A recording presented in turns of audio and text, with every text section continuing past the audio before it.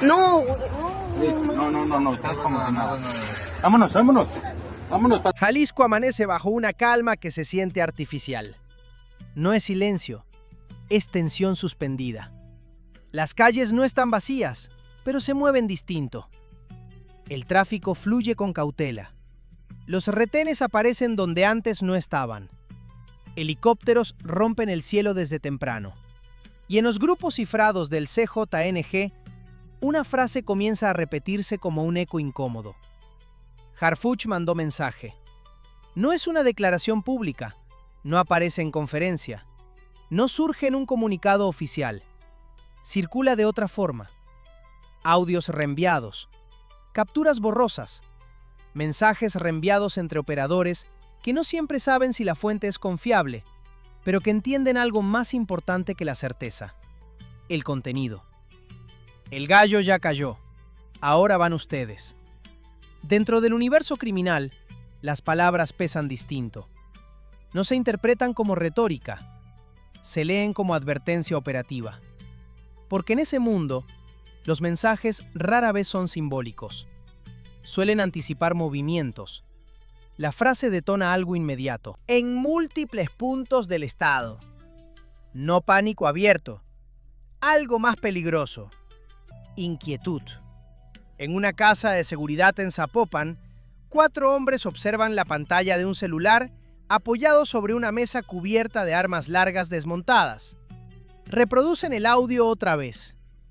La voz, fría, sin emoción evidente, repite la sentencia. El gallo ya cayó. Nadie pregunta quién filtró el mensaje. Nadie cuestiona autenticidad. La reacción es instintiva. Cruzan miradas, porque todos entienden a quién se refiere. El gallo, un operador regional, figura conocida dentro de ciertos círculos del cártel. Alguien que, hasta hace apenas horas, seguía activo. ¿Lo confirmaron? La pregunta rompe el silencio. Uno de ellos asiente lentamente. No responde desde anoche. Ese detalle basta. Dentro de las organizaciones criminales, la falta de comunicación repentina no es interpretada como problema técnico. Es interpretada como caída, captura o muerte. La incertidumbre empieza a expandirse como humedad invisible. Porque si el gallo cayó, la siguiente pregunta emerge inevitable. ¿Quién sigue? Mientras tanto, en distintos puntos de Guadalajara y su zona metropolitana, el rumor muta en narrativa dominante. Mensajes reenviados, alertas internas, operadores pidiendo verificación, halcones preguntando instrucciones. Pero la cadena de mando ya no responde con la velocidad ni la claridad habitual. Y eso altera algo crítico: la percepción de control. Durante años, la estructura del CJNG se sostuvo sobre una combinación brutalmente efectiva: disciplina vertical y miedo horizontal. Todos temían arriba, todos desconfiaban abajo. Pero había algo que mantenía la cohesión: órdenes claras. Ahora, tras la muerte del Mencho y la caída del gallo, esa claridad empieza a erosionarse.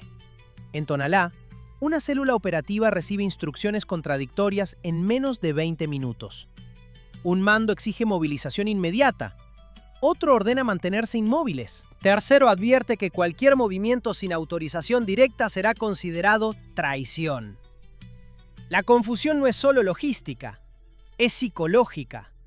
Porque cuando los mandos no coinciden, los sicarios quedan atrapados en el escenario más peligroso dentro del crimen organizado: no saber qué decisión los mantiene vivos. Moverse puede ser emboscada, quedarse puede ser operativo, obedecer al mando incorrecto puede ser sentencia interna.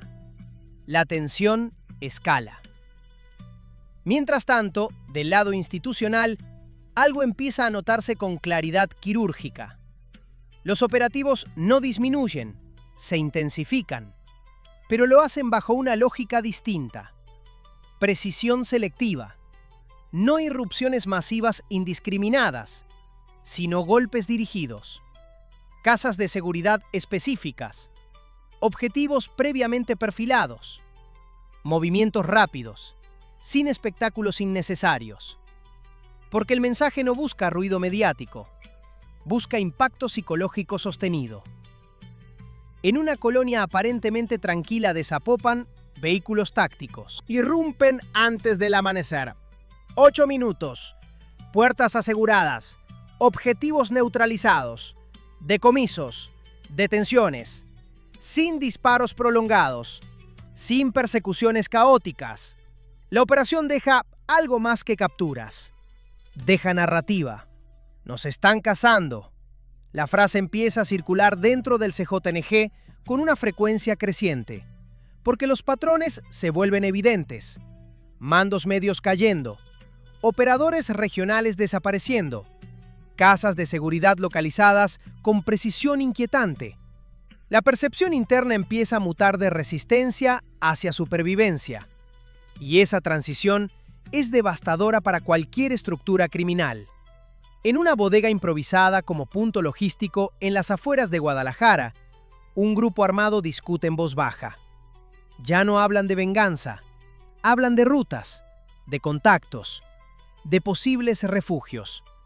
Porque el mensaje de Harfuch, real o amplificado por rumor, logra exactamente lo que busca toda estrategia de presión psicológica: instalar la sensación de inevitabilidad.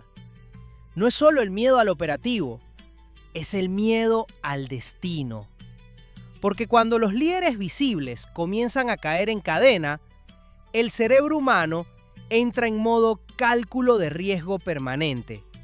Y bajo ese estado, la violencia deja de ser prioridad automática. Empieza a competir con otra necesidad básica: sobrevivir. Pero no todos reaccionan igual. Algunas células interpretan el mensaje como desafío.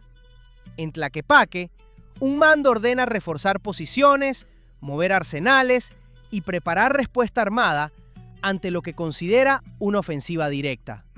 El Estado quiere quebrarnos. La narrativa interna se polariza. Unos llaman a resistir, otros llaman a desaparecer, otros simplemente esperan instrucciones que ya no llegan con la contundencia de antes. Porque dentro del CJNG, la fractura empieza a volverse visible. La muerte del Mencho abrió el vacío. La caída del Gallo lo profundiza. Y en ese vacío emergen tensiones inevitables, ambiciones, desconfianzas, viejas disputas de territorio y jerarquía. Mientras el día avanza, la presión institucional no se relaja.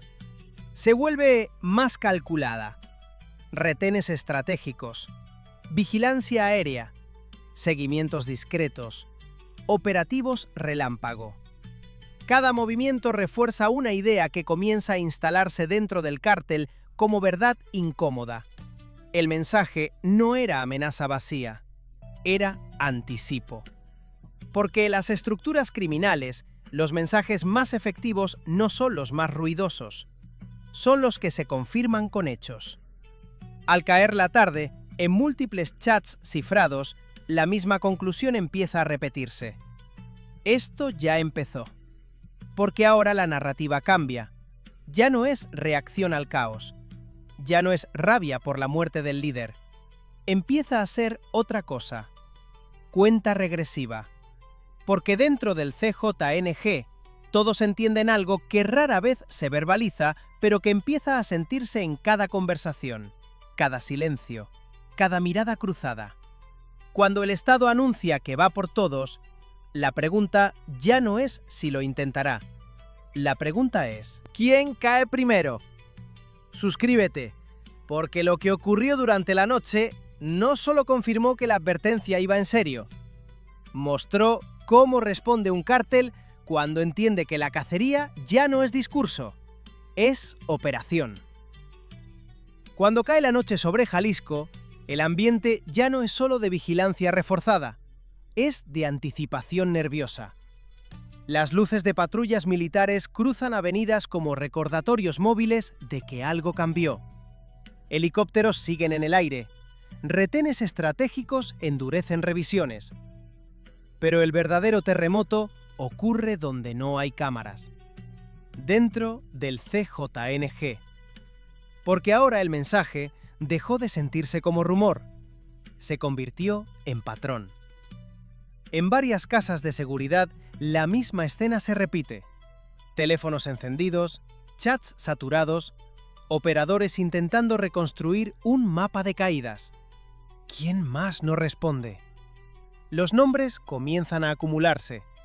Un encargado logístico, 2 enlaces financieros, un operador de plaza. La ausencia de respuesta se vuelve sinónimo de sospecha, caída, captura o peor. La paranoia empieza a filtrarse en cada conversación.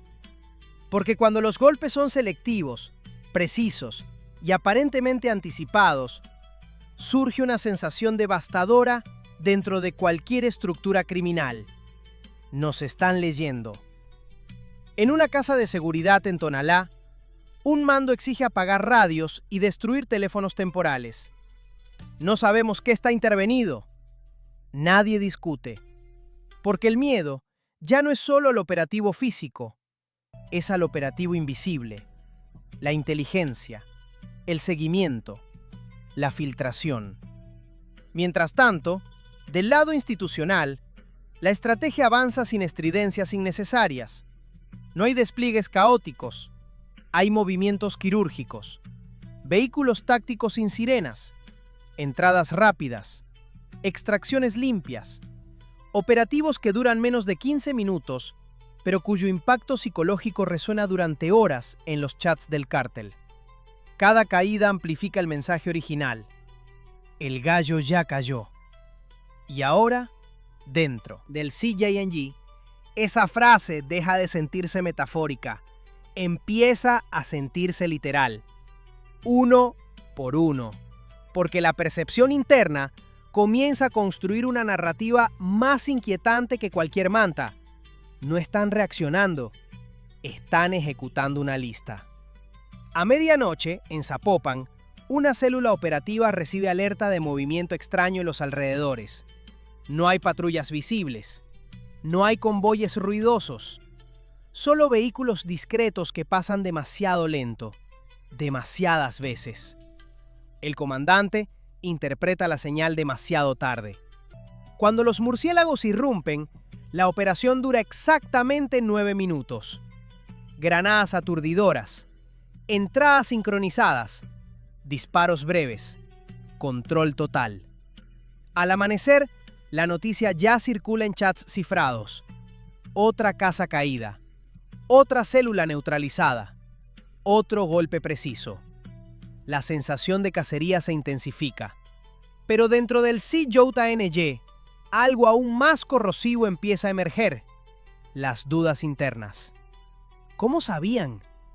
La pregunta se vuelve constante, porque la precisión repetida rompe una ilusión crítica dentro de cualquier grupo armado clandestino: la idea de invisibilidad. Cuando esa ilusión se desmorona, la confianza interna comienza a erosionarse. Mandos desconfiando de operadores, operadores sospechando de enlaces, sicarios preguntándose quién podría estar hablando demasiado o negociando demasiado. La paranoia ya no es reacción aislada, se vuelve clima permanente. En una bodega improvisada como refugio temporal en las afueras de Guadalajara, un grupo armado discute en voz baja. Ya no debaten ataques, debaten lealtades. Un operador acusa a otro de haber movido vehículos sin autorización. Otro sugiere que ciertas ubicaciones pudieron filtrarse. Las miradas cambian, el tono cambia. Porque cuando surge la sospecha de traición, el enemigo potencial deja de ser externo. Puede ser cualquiera dentro del cuarto. Ese es el punto más peligroso en la vida interna de un cártel. Cuando la amenaza psicológica supera a la amenaza operativa. Porque la cohesión criminal depende de algo extremadamente frágil: confianza funcional. No amistad, no respeto, confianza mínima para operar. Cuando esa base se resquebraja, la estructura empieza a vibrar. Mientras tanto, Harfuch no necesita aparecer constantemente en pantalla. Los operativos hablan por él. Cada golpe refuerza el mensaje inicial sin necesidad de repetirlo. Porque en guerra psicológica, la coherencia entre palabra y acción es devastadora. Y dentro del CJNG, la sensación ya es clara. El mensaje no fue retórica, fue anuncio. Al amanecer del día siguiente, Jalisco despierta bajo una calma aún más inquietante que la del día anterior. Menos bloqueos, menos incendios, pero más presencia militar, más vigilancia aérea, más retenes. El caos visible disminuye, pero la presión invisible aumenta. Dentro del cártel, las reacciones comienzan a dividirse con mayor claridad.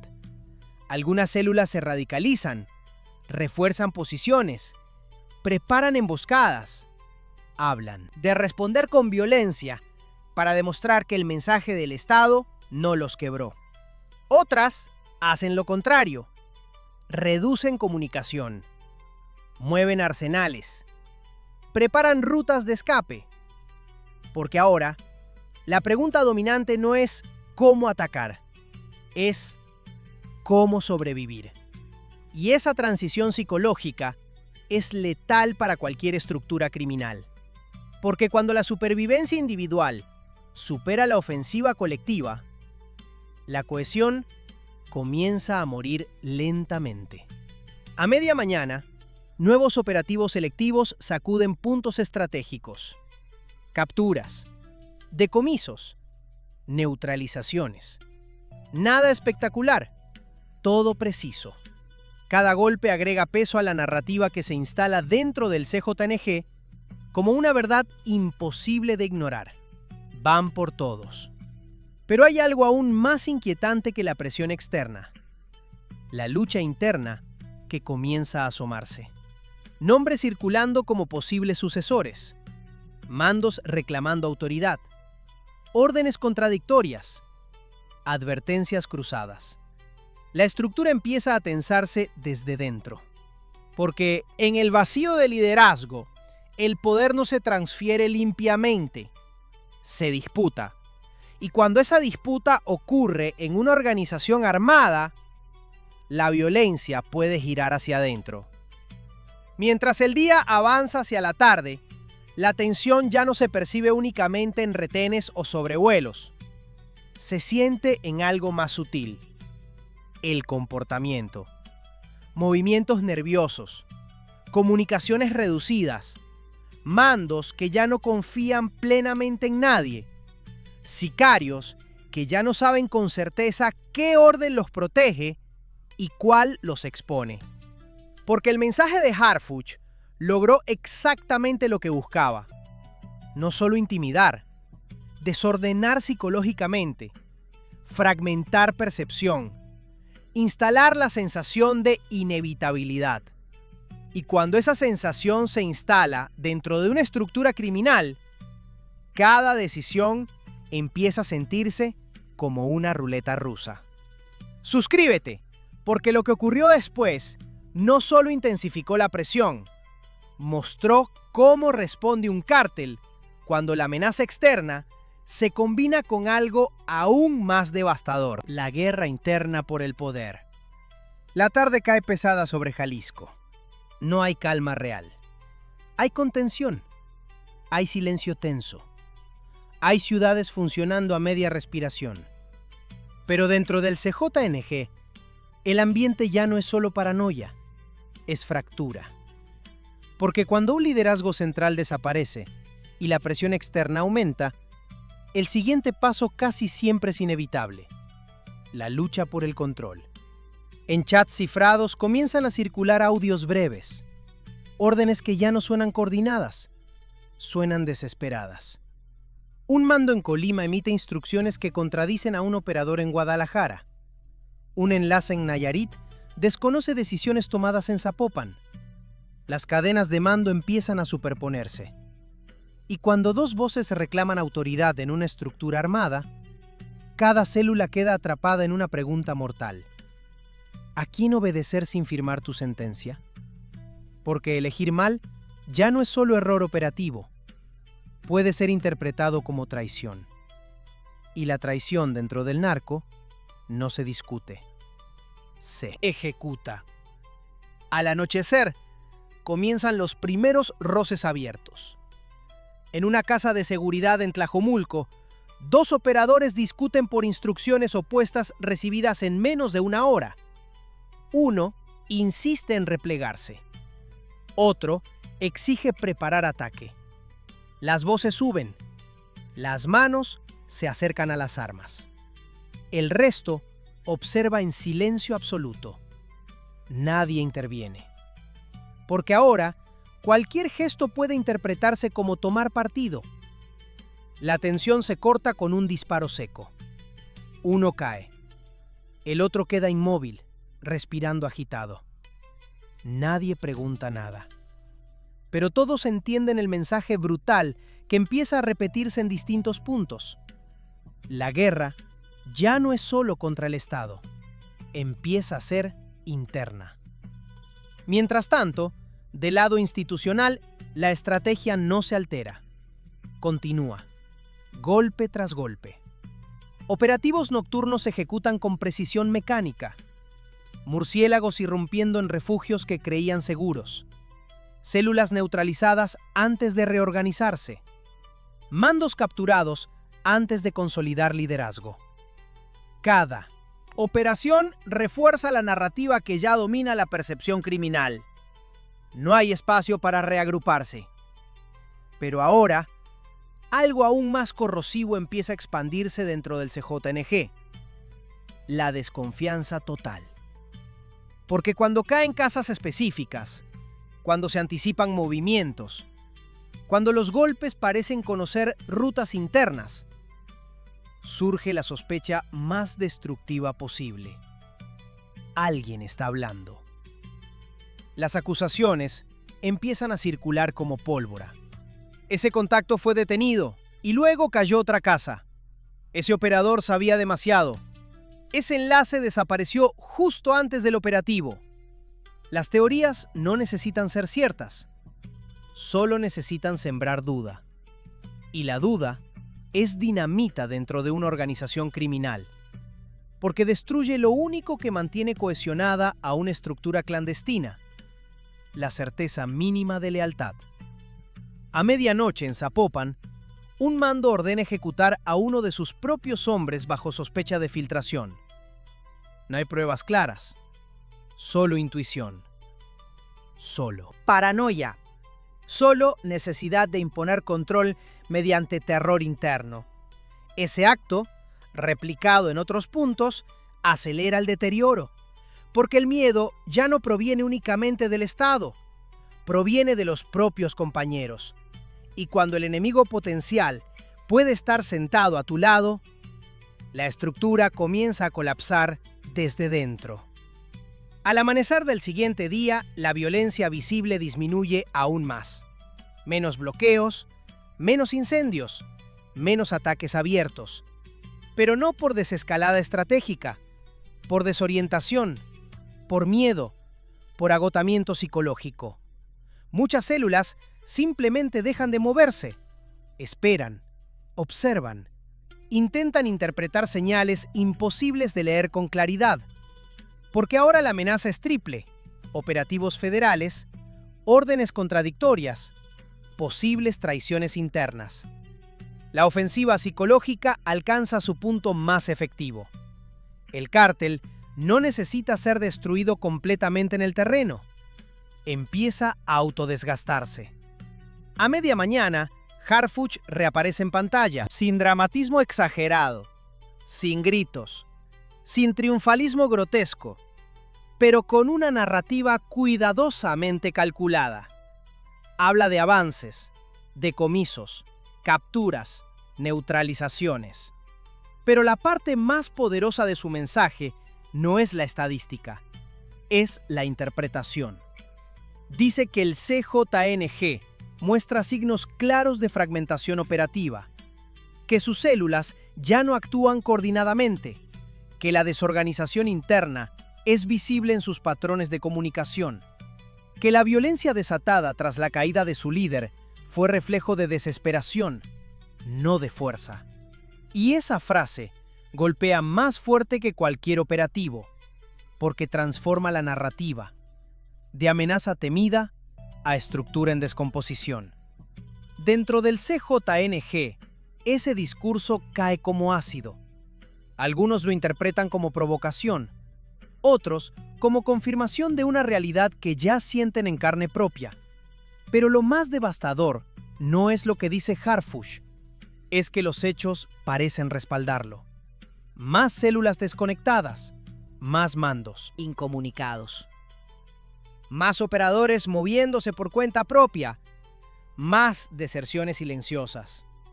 Al caer la tarde, la fractura se vuelve evidente. 3 figuras intentan proyectar liderazgo en regiones distintas. Ninguna logra consolidar autoridad nacional. Las lealtades comienzan a dividirse. Las órdenes se vuelven inconsistentes. Las células priorizan supervivencia local sobre estrategia global.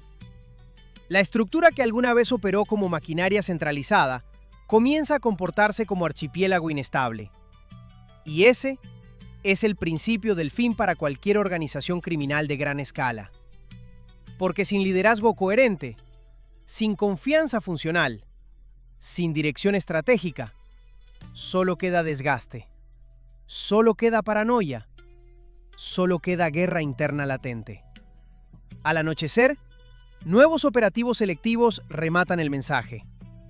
Casas de seguridad intervenidas, arsenales decomisados, mandos detenidos, células desarticuladas.